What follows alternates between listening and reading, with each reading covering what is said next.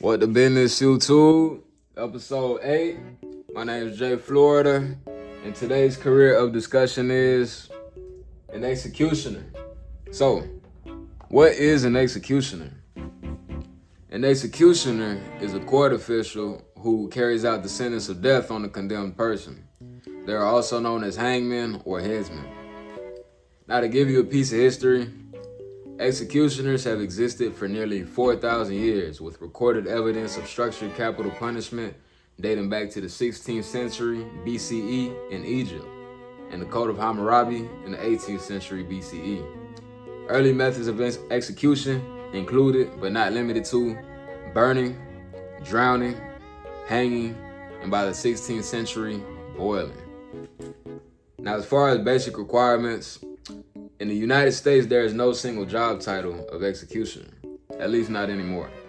The task of carrying out an execution is typically performed by a team of corrections officers or volunteers who are state employees, and our identities are usually kept confidential. And as far as the range, the executioner has an undefined range, but the primary correctional roles they serve typically pay from $30,000 to $60,000 a year. And a day in life as an executioner can simply be described as mental preparation. As far as opportunity, since you do have to be a state employee or correctional officer, the executioner does score red. And a few examples to take note of in this profession include Jerry Givens, an executioner who became an outspoken death penalty critic after the Earl Washington case, an intellectually disabled man who falsely confessed to murder. Next, we have Charles Henry Sanson, royal executioner of France, who served Paris for 40 years, in which time he committed 3,000 executions, including King Louis XVI. Last but not least, we have Albert Pierrepoint, a well-known executioner who in his 1974 autobiography mentioned, "In what I have done, I have not prevented a single murder." Now, moving on to our Fat Moment segment for this video, starting things off, and should I mention these are pretty lengthy.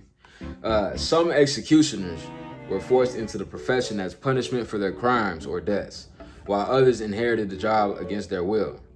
For those who did not choose the path, the psychological toll could be immense. Accounts of executioners grappling with the guilt, nightmares, and emotional turmoil are not uncommon in historical records. In some cases, executioners became deeply religious, seeking redemption for their grisly work. Next, in some regions, the profession of executioner became a hereditary occupation, passed down through family generations.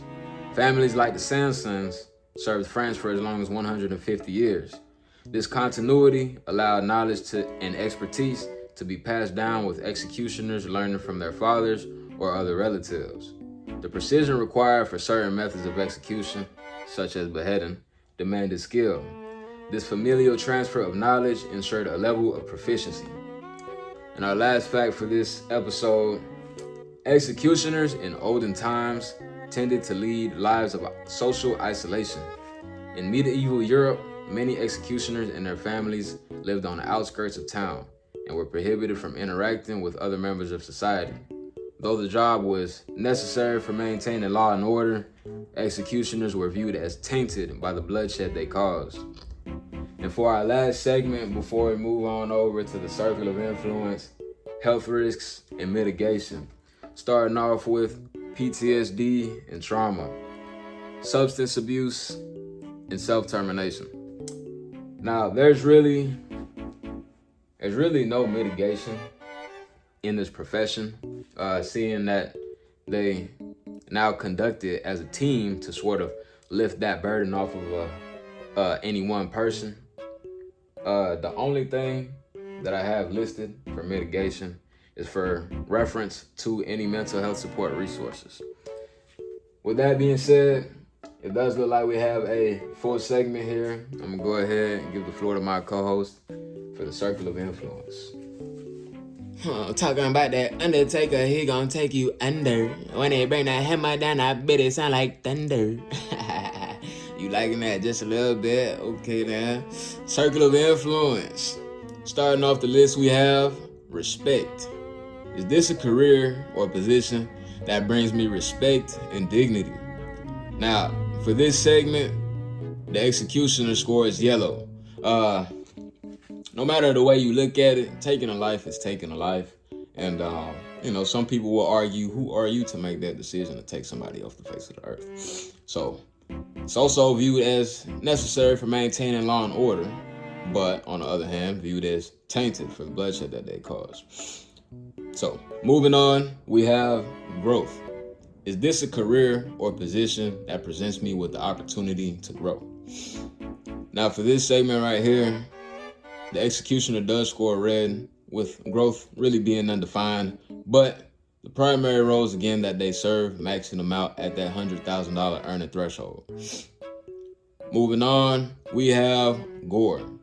Is this a career or position that would have me dealing with violent imagery, violent action, or an abundance of blood? Now, I had to make that distinction because while today's methods aren't as gory, taking a life is taking a life. Watching a man die can still be considered violent, right? Violent scenery.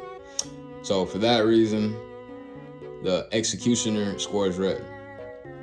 Moving on, for our last ideological standpoint, we have moral conflict. Is this a career or position that will have me compromise any of my foreseeable morals? Don't lie, don't steal, don't kill, don't cheat. The basic set of guidelines. I'm gonna give you a couple seconds to come up with an answer. Yeah, that's right. It's in the name, executioner. For this segment, the executioner scores red. Moving on, we have gender demographics, where actually men make up more than 95% of this industry, make up 95% of this profession, and women make up less than 5% of this profession.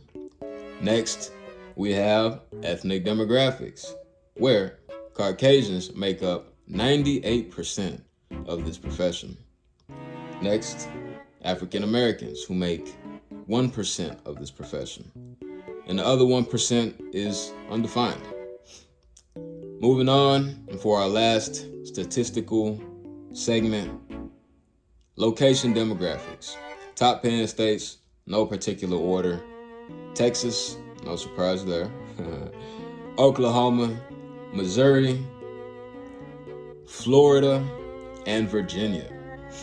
All right, that does it for the circle of influence. I'm gonna go ahead and give the floor back to Florida. So I'm back. The executioner, to put it in a summary, starting off, respect is questionable, there's not a lot of room to grow. And I've said before, less than $100,000 is not a automatic bad take home, but you're subjected to violence and graphic scenery, and your morals are thrown into question. Not a lot of opportunity either, as you would have to be someone that's already employed by the state or serve some sort of correctional role. So I really don't see how you could sell someone on this job, but I guess there are people willing to take it, and reasons why it's necessary. With that being said, we do have a full episode. The word of the day. The word of the day is practice. Self-help resources on the board, as always. If you like this content and you want to see more, make sure to comment, like, or subscribe. I'll see you guys on episode 9.